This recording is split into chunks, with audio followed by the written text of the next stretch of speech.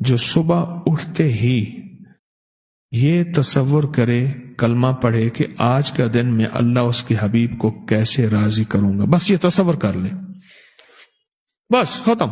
یہ سوچ لے اپنی زبان میں، آج کے دن میں اللہ اس کے حبیب کو کیسے راضی کروں گا۔ دائیں طرف کے فرشتے آتے ہیں اور اس کے ماتھے پہ ایک مہر لگاتے ہیں جس پہ لکھا ہوتا ہے غنی،